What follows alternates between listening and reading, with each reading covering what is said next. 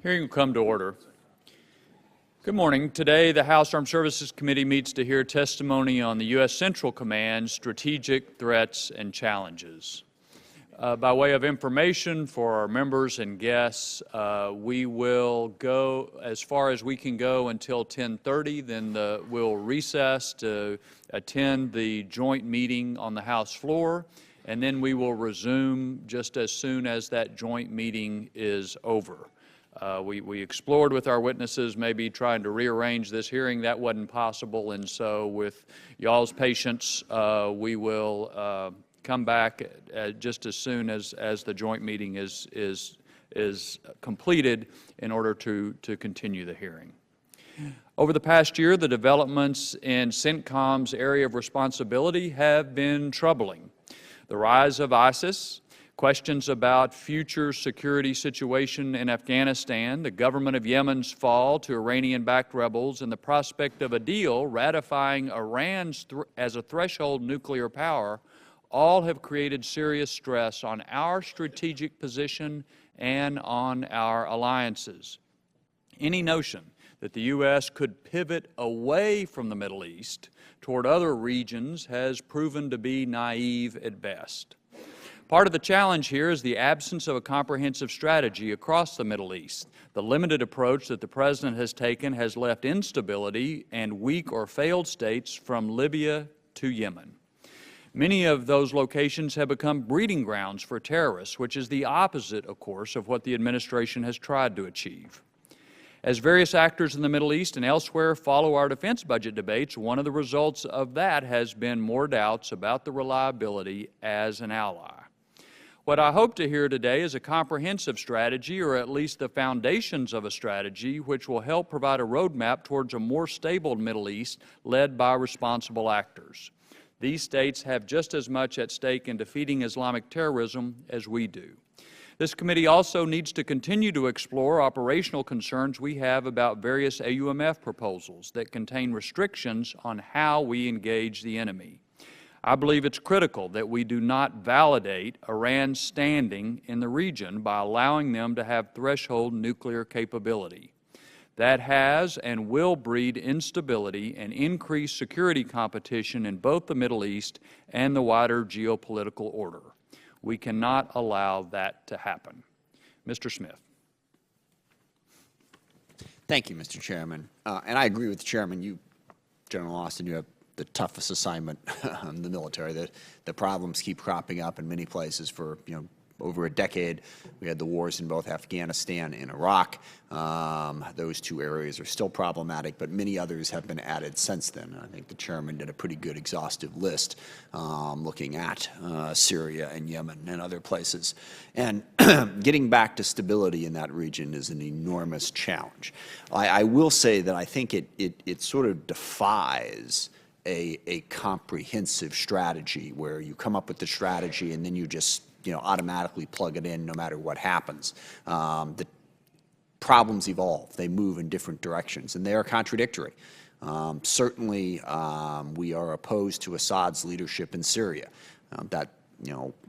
Bad leadership has led to all kinds of problems, but, the alternative does not look much more attractive. So what's your solution? What do you do? There are no easy answers there, number one. Number two, I think it would be a mistake for us to assume that it is either the U.S.'s responsibility or that we have the ability ourselves to solve these problems. This is primarily a regional issue. This is primarily a problem of governance, leadership, religion, all manner of different issues colliding in that region. What we have to do is see how we can be part of helping to move those countries in a correct direction to get to greater stability. This is not something that the U.S. can come up with a plan and then go in there and implement it and fix Syria or fix Yemen or fix Iraq. I think if we took that approach, that would be a mistake and would lead to greater pushback than it would to solutions. And obviously one of the biggest problems in the region, aside from the Islamic extremists like ISIL and al-Qaeda, is the Sunni-Shia split. Most exemplified by the split between Saudi Arabia and Iran. That complicates everything. I mean, offensive that we've just heard about launched against Tikrit is launched against ISIL. Obviously, that's one of our foremost enemies that we want to see defeated. One of the countries leading that offensive is Iran, another country that we're troubled by. How do you sort of deal with all of those different complex situations? And I think what I want to hear today personally is not that you have the answer. I'm not going to put that burden on you to say here's the strategy that's going to solve the problem. I want to hear how the U.S. can best use its resources to make the problem better instead of worse, understanding that it defies any sort of simple solution or defies any sort of U.S. solution. And let me just say on Iran, on the idea that somehow if we do a deal with them, we make them a threshold nuclear power. They've already done that. They made that decision and they moved forward. There is no deal that, I think the deal that everybody wants is where we go in and we tell Iran, you give everything up and we get to keep the sanctions on you. Well, I don't think Iran's going to go for that. So we got to figure out what's the best approach. And the approach the administration is trying to take is trying to contain them to make sure that they cannot break out and get to a nuclear weapon. If we don't reach a deal, the risk of that happening goes up exponentially because then Iran has nothing to lose. The sanctions are there. How do we monitor it? How do we pursue it? If we can get an agreement that severely limits their nuclear program so that we can be confident that they won't be able to get a nuclear weapon for at least a year or more without us first knowing that they're trying to do it, I think that's a significant improvement. If we walk away, the status quo is not to our advantage. There's no reason to believe that they won't expand their nuclear situation that could lead to even greater conflict in the region. Again, I'd prefer the answer that says Iran just walks away from their nuclear program, no questions asked. I just don't see that on the table. And I think that is but one example of the complex set of choices that we face here that defy easy answers, that defy a U.S. policy that's just going to solve the problem. So in a complicated world, like I said, I look forward to hearing what we can do to hopefully contain the problem and move things in the right direction, understanding the limitations of our ability to simply solve them. With that, I yield back. I'm pleased to welcome back Ms. Christine Wormuth, Undersecretary of Defense for Policy, and General Lloyd Austin, Commander of the U.S. Central Command, as our guest witnesses today. Without objection, both of your full written statements will be made part of the record, and we would invite you at this point to summarize your statements before we go to questions. Ms. Wormuth? Thank you, Chairman Thornberry, Ranking Member Smith, and members of the committee for inviting me here today to talk about DoD strategy and posture in the greater Middle East. It is a pleasure to be back here again this week to talk to you about a different and even more challenging part of the world. It's also a great pleasure to be here with General Austin. We're very lucky to have him serving as our commander in CENTCOM. He's also frankly, a terrific reminder of the overall quality of all of our men and women serving in the region today. As you all know, our forces in CENTCOM are confronting many difficult global security challenges. New realities have forced us to take a hard look at our near and long-term goals for our engagement in the Middle East. Although the Department will face many different challenges in the Middle East, as Ranking Member Smith noted, two issues are particularly critical and are at the top of our agenda. The first is how to degrade and ultimately defeat ISIL, and the second is preventing Iran from obtaining a nuclear weapon. In Iraq and Syria, the Department is working with partners for a truly whole-of-government effort to try and degrade and ultimately defeat ISIL. We have over 2,600 U.S. servicemen and women currently in Iraq working with the government of Iraq, and more than 60 countries participating in our global coalition against ISIL. We are making progress. This is going to be a long-term campaign, and we need to be patient, but we are making progress. We have blunted ISIL's momentum. We've degraded its ability to mass and maneuver forces. We've pressured or eliminated its leadership cells, and we've disrupted its command and control and supply lines.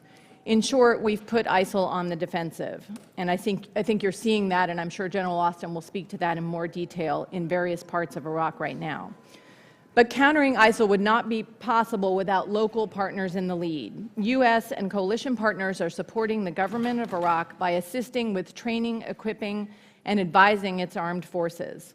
Last summer, we stood up our advise and assist teams to partner with local forces in the ISF and the Peshmerga, and early this year, we began training these forces at 4 different sites across Iraq.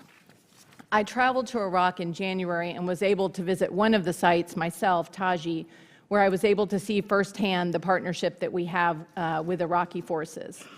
In addition to our efforts in Iraq to go after ISIL, we are also working with our coalition partners in Syria, and we are also working to build the capabilities of the moderate Syrian opposition there. We expect the training of our first DoD class of vetted opposition elements to begin, we expect to begin training them later this month. Our forces in the region are strengthening our partners' ability to fight terrorism locally, but ultimately it's going to be Iraqi forces and Syrian fighters who will secure the gains against ISIL and inflict a lasting defeat. To support what we're doing, the President has developed and transmitted to Congress an authorization for the use of military force that demonstrates a whole-of-government support for him to successfully prosecute the armed conflict against ISIL within reasonable limitations. Enacting a bipartisan, ISIL-specific AUMF would provide a clear and powerful signal to the American people, to our allies, and to our enemies, and very importantly, I think, to our U.S. servicemen and women, that the United States stands united to degrade and ultimately defeat ISIL. And I look forward to talking with you more this morning about the AUMF proposal. Defeating ISIL is a major focus and challenge, but so is Iran in the region. As the President has made clear, his top priority is preventing Iran from acquiring a nuclear weapon. Iran's nuclear ambitions continue to be a consistent area of concern for us in the Department of Defense. We're hopeful that the P5+1 negotiations will result in a comprehensive and verifiable deal that will ensure the peaceful nature of Iran's nuclear program. But at DoD, our job is to remain vigilant as well, and we do that by helping to underwrite negotiations with our robust posture and capabilities in the region, and we maintain a laser-like focus on that. As the President has said publicly, we will do whatever is necessary to prevent Iran from acquiring a nuclear weapon, including the use of military force if necessary, and we're postured to do that in the region today. Beyond Iran's nuclear program, we have other concerns about Iran's activities in the region. They're engaged in a variety of destabilizing activities across the region, but also well beyond that. And even if we are successful in neutralizing Iran's nuclear threat through hard-nosed diplomacy, we will continue to support U.S. government efforts to counter Iran and the full range of threats that it poses to our friends and allies in the region and beyond. Even as we work to degrade and defeat ISIL and to prevent Iran from acquiring a nuclear weapon, we're also at the same time committed to moving to a smaller force in Afghanistan and consolidating the gains that we have made there over the past decade of international support to the Afghanistan government. The U.S. mission in Afghanistan has helped support the Afghan people and has protected U.S. national interests by working with local partners to build up the capacity of the Afghan national security forces. It's clear that we still have a lot of work to do in the next 2 years, but I think we've made some very positive strides, and I'm particularly encouraged by the fact that President Ghani sees the U.S. and NATO role and presence as a very important part of his strategy to bring stability and security to Afghanistan. We're also going to continue to work with Pakistan and the Central Asian states to address existing and emerging threats in the region. Like Afghanistan, Pakistan is also facing a potent threat from extremists, I think something we all saw tragically with the attack on the school in Peshawar. We're committed to continuing to improve our relationship with Pakistan by collaborating where our strategic interests come together and engaging diplomatically where they don't. Meeting the range of challenges that we see in the CENTCOM AOR is going to take a lot of resources and effort, and it's important that we use those resources as effectively as possible, as Ranking Member Smith noted. The President's budget request for 2016 supports our strategy for the region and enables the services to continue to address our most critical needs, even as we get smaller and more capable over the next several years. If sequestration returns, however, in 2016 and beyond, the department's readiness would deteriorate markedly, which would harm our ability to respond promptly and efficiently when called upon.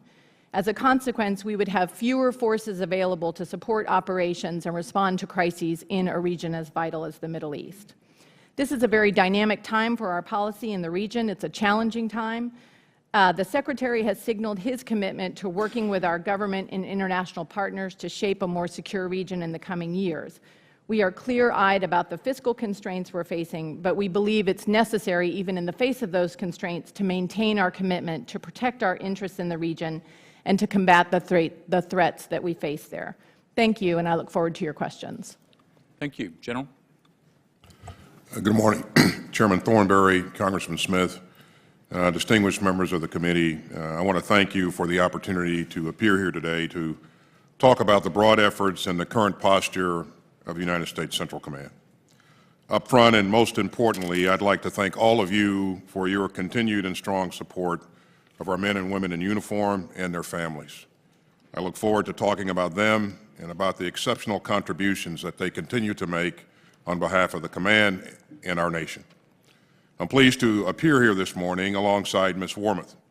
Christine is widely respected by professionals throughout the Defense Department, both civilian and military, and we are most grateful for her support of our efforts at CENTCOM. I'll join her in making a few brief opening comments, and then we're prepared to answer your questions. Ladies and gentlemen, much has happened in the CENTCOM area of responsibility since I last appeared before this committee a year ago.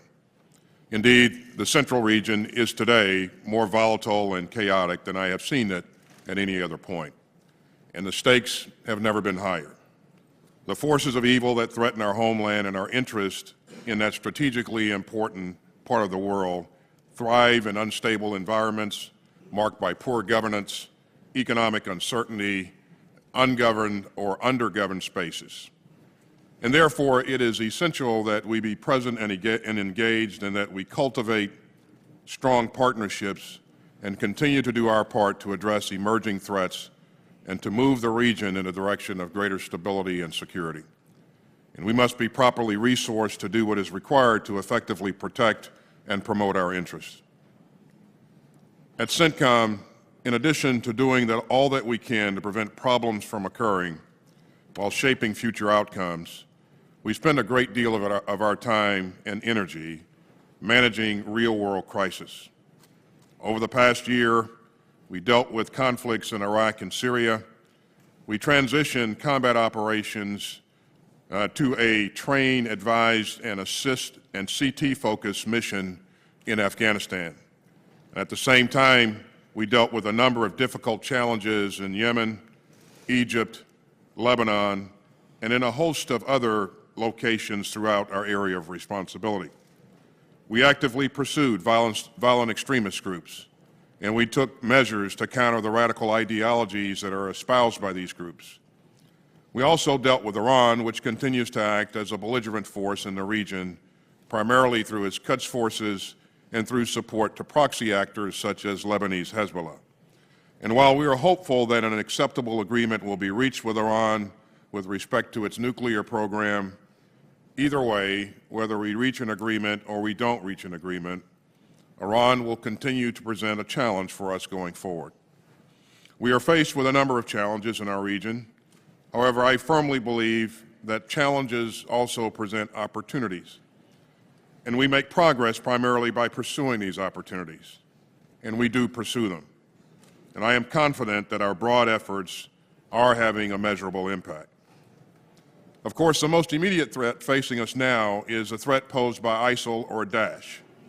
This barbaric organization must be defeated, and it will be defeated. We are currently in the process of executing our regional military campaign plan, and I'm pleased to report that we are making significant progress. At the outset, we said that we would need to halt ISIL's advance, and we've done that in Iraq. We said that we're going to have to regenerate and restructure Iraq's security forces to help them reestablish the border, and we are in the process of doing that right now. We said that we would have to help our partners in the region to bolster their defenses against ISIL, and we continue to help our friends in Jordan and Lebanon and Turkey. We said that we would have to build credible ground forces to counter ISIL in Syria and to guard against ungoverned spaces. And we'll soon begin doing that as a part of our Syria Train and Equip program. So, ladies and gentlemen, we are making progress. In fact, we're about where we said that we would be in the execution of our military campaign plan, which supports the broader whole-of-government strategy that is designed to counter ISIL. And we're having significant effects on the enemy. Since commencing our air operations in early August, just 7 months ago, we've killed more than 8,500 ISIL fighters. We've destroyed hundreds of his vehicles, along with tanks and heavy weapon systems. We've significantly degraded his capability, his ability to command and control his forces, and also his primary sources of revenue, namely his oil refineries and his crude collection points. The fact is that he can no longer do what he did at the outset, which is to seize and to hold new territory. He has assumed a defensive crouch in Iraq. And although he has greater freedom of movement in Syria, he's largely on a defensive there as well. He's begun to expand into other areas, namely North Africa, and in part because he knows that he's losing in Iraq and Syria, and he needs to find other ways to maintain his legitimacy. And going forward, we should expect to see this enemy continue to conduct limited attacks and to orchestrate horrific scenes in order to create I.O. opportunities and to distract and to intimidate. But make no mistake, ISIL is losing this fight, and I am certain that he will be defeated. Again, he will be defeated. Having said that, there's still work to be done to get to that point, and we intend to continue to execute the campaign as designed. And I say that because how we go about this is very important. If we don't first get things under control in Iraq, where there is a government that we can work with and with some reliable security forces that are available, if we don't get things right there first before expanding our efforts in Syria, then we risk making matters worse in both countries. But done the right way, in light of the limitations that exist, I believe that we can and we will be successful in our efforts to defeat ISIL. And at the same time, we can be assured continued progress in pursuit of our principal goal, which is to move this strategically important region in the direction of increased stability and security. Going forward, we will all be required to make tough choices, and we'll need to find ways to do more, or at least as much, with less in the current fiscal environment.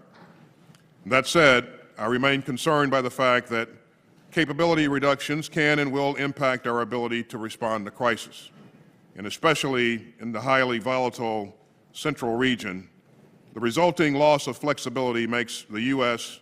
and our interest increasingly vulnerable to external pressures.